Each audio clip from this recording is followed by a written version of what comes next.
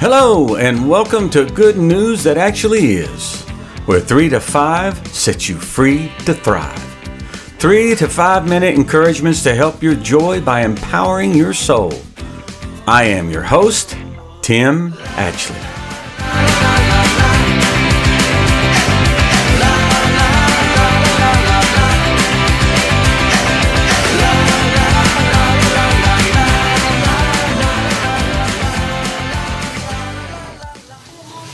First Samuel 17.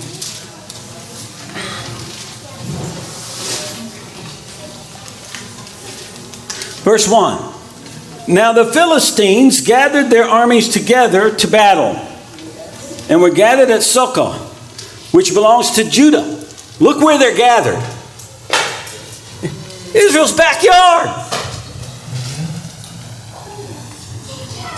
The place of their praise. Yeah. That's Judah. You know where your giant wants to camp out? In the place of your praise. Yeah. Come on. That's good. They encamped between Socoh and Azekah and Ephes Dammim. And Saul and the men of Israel were gathered together, and they encamped in the valley of Elah, and drew up in battle array against the Philistines. The Philistines stood on a mountain on one side, Israel stood on a mountain on the other side, with a valley between them. And a champion went out from the camp of the Philistines named Goliath. By the way, Goliath from Gath, Goliath means giant. Gath means wine press. Goliath also means revealer.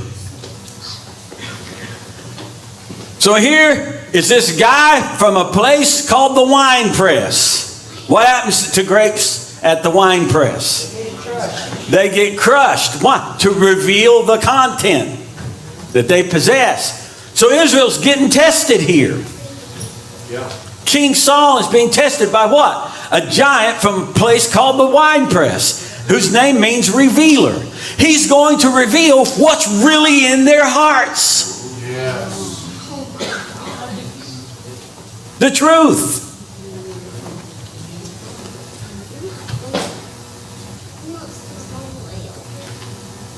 His height was 6 cubits in a span. That's over 9 feet tall.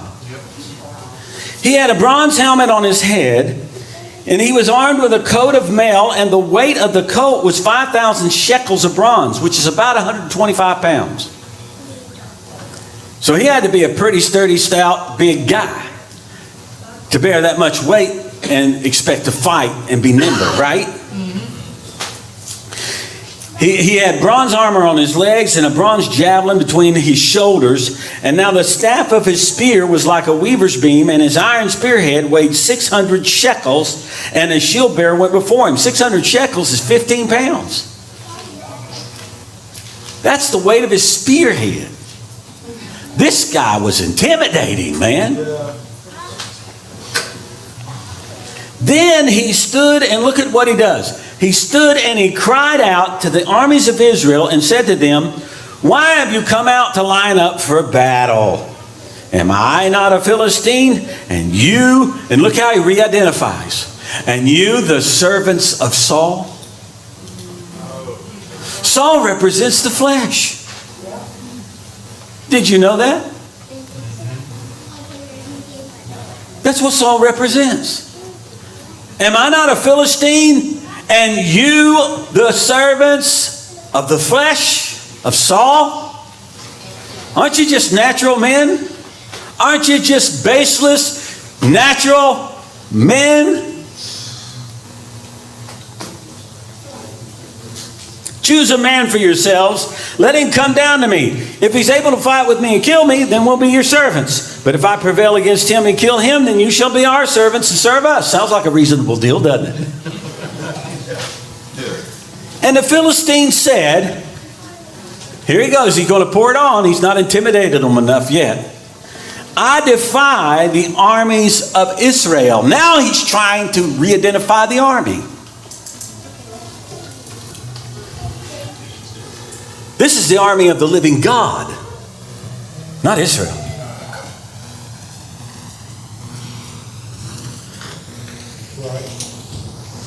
Give me a man that we might fight together.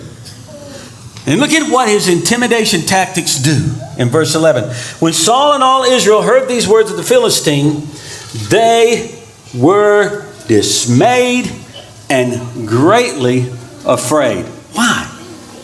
Why? Because natural-based reliance leads to dismay. Thanks for tuning in today. Never forget that you are loved by a faithful God whose obedient Son, Jesus Christ, willingly died on a cross so that you can live today and always from the abundance of His life in you. Please subscribe and share this with others so that they too can experience the 3 to 5 that sets you free to thrive. And be sure to tune in next time to Good News That Actually Is. Please visit us at our website, goodnewsthatactuallyis.com.